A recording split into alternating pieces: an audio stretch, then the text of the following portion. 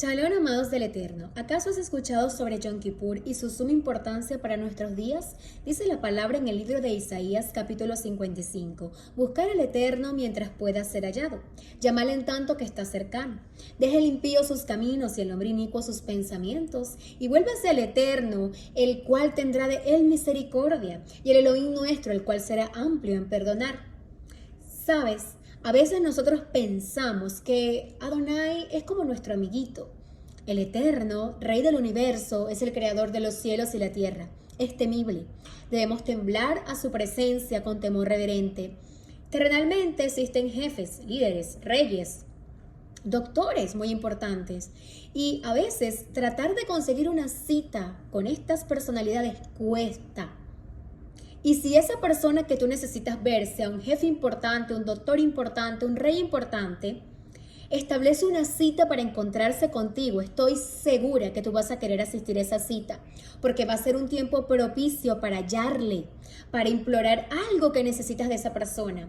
Asimismo, el creador del eterno, el creador, rey del universo, perdonen, creador de los cielos y la tierra, ha establecido sus santas convocaciones, sus tiempos señalados, en donde Él desea encontrarse con su pueblo, para que su pueblo halle gracia delante de Él, para que su pueblo halle perdón delante de Él.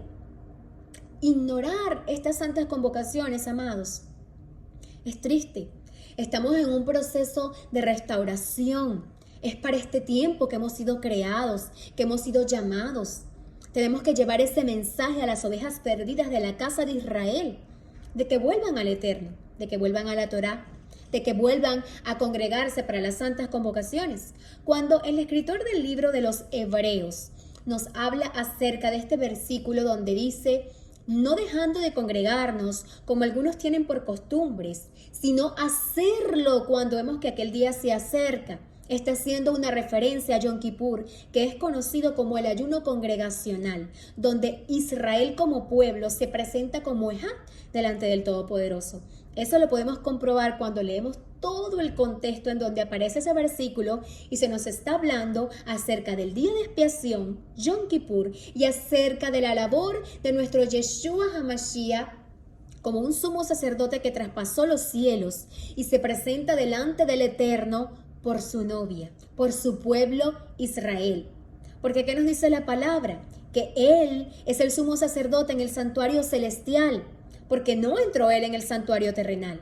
Porque si estuviese sobre la tierra, ni siquiera sería sacerdote. Eso lo dice el libro de los Hebreos. Porque nosotros no hemos querido entender, amados, que Adonai tiene dos tronos. Su trono en el cielo y también tiene su trono en la tierra. ¿Y cuál es su trono en la tierra? Jerusalén, su santa ciudad que Él escogió. El monte santo para poner allí su nombre. Hasatán, que Adonai lo reprenda, quiso adueñarse del trono celestial y como no pudo, ahora quiere el terrenal. Es por eso que la palabra nos dice que el anti-Mashiach vendrá y se sentará en el templo de Adonai como Adonai haciéndose pasar por él. ¿Cuál es ese templo? Jerusalén, el monte santo. Él lo desea. Eso lo vamos a ver en el capítulo 3 de Zacarías. Quiero llevarlos un momento a Zacarías capítulo 3. Dice así, me mostró al sumo sacerdote Josué. Entendamos que nos está hablando del sumo sacerdote, que era quien se presentaba en el día de expiación, Yom Kippur, en el lugar santísimo delante de la presencia del Eterno en representación del pueblo. Y a su derecha estaba Hasatán para acusarle, y dijo Adonai a Hasatán, Yahweh te reprenda, oh Satanás, Yahweh que ha escogido a Jerusalén para sí, te reprenda. ¿Por qué usted cree que esto está escrito acá? ¿Por qué usted cree que ha sucedido lo que ha sucedido con Jerusalén? Y cosas que están aún por suceder. Fíjense, nos sigue diciendo así, el versículo 3 del capítulo 3 de Zacarías. Y Josué estaba vestido de vestiduras viles y estaba delante del ángel. Y habló el ángel y mandó a los que estaban delante de él diciendo, quítale esas vestiduras viles. Y a él le dijo, mira, he quitado de ti tu pecado y te he hecho vestir ropas de gala. Después dijo, pongan otra mitra limpia sobre su cabeza. Y pusieron una mitra limpia sobre su cabeza y les vistieron las ropas de gala. Y a su esposa se le ha concedido que se vista de lino fino, lino limpio y resplandeciente, porque este representa las acciones justas de los santos. Al que venciere, yo confesaré su nombre delante de mi Padre y haré que sea vestido de vestiduras blancas. ¿Acaso pensamos que se lo inventaron? ¿O nos está haciendo una referencia directa a Yom Kippur? A esa preciosa labor que lleva a cabo nuestro Adón Yeshua HaMashiach en los cielos, intercediendo delante de la presencia del Padre por nosotros. Amados, hay personas que dicen, Cristo murió por mis pecados. ¿Cuál de esos pecados? ¿Cuál de esos pecados? Porque a nosotros nos ha llegado la palabra pecado, pero en el hebreo, el cual yo llamo el idioma del cielo, hay diferentes tipos de pecados, diferentes tipos de transgresiones.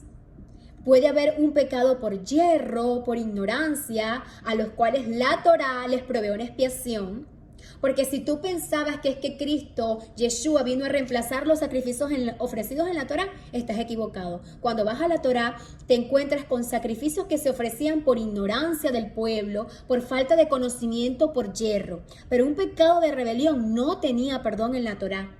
¿Por qué? Porque la Torá nos apunta al Mesías. Por eso el apóstol Pablo escribe en el libro de Gálatas que si por la ley se pudiera vivificar nuestras almas, entonces la justicia sería por la ley y no por la fe en el Mesías. Pero es que la Torá nos lleva al Mesías porque la Torá no provee un sacrificio para los pecados de muerte.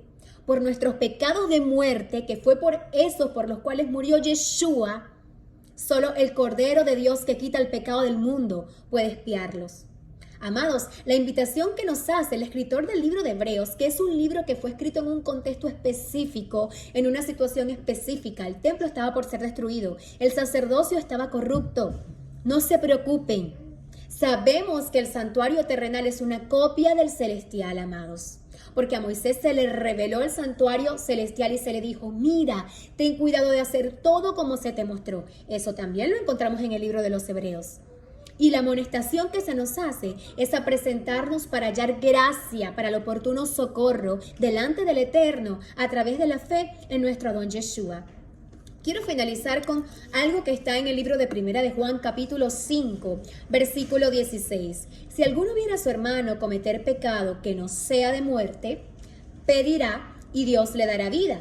Esto es para los que cometen pecado que no sea de muerte. Hay pecado de muerte por el cual yo digo que no se pida. Toda injusticia es pecado, pero hay pecado no de muerte. ¿Qué es esto, amados? ¿Cómo es posible que estando en el Evangelio años no tengamos el conocimiento de que acá Juan está diciendo que hay diferentes tipos de pecados y que él está diciendo que si alguien comete un pecado de muerte, por esa persona no pida? Porque si pecaremos voluntariamente en rebelión, iniquidad, en contra del Todopoderoso y tenemos por inmunda la sangre de Yeshua HaMashiach, no queda más sacrificio ya por esos pecados, sino una horrenda expectación de juicio y hervor que ha de devorar al adversario. Pero como no queremos abrazar la Torá, esta servidora lleva 2 años educándose, 2 años escudriñando la palabra. Como lo dijo nuestro Adón Yeshua, escudriñar las escrituras, en ellas van a encontrar la vida eterna. Ellas dan testimonios de mí. ¿Qué hizo Yeshua cuando resucitó durante 40 días? Abrirle los ojos a sus discípulos, enseñándoles el testimonio que había de él en la Torá, en los profetas y en los salmos, amados. Porque los evangelios, las diferentes cartas, midrash, la gente se ofende, pero son interpretaciones que Pablo, Pedro, Juan, Santiago, ellos le daban a la Torá del Eterno. Ellos escribieron en base a la Torá, a la ley y al testimonio. Si no dijeren conforme a esto es porque no les ha amanecido.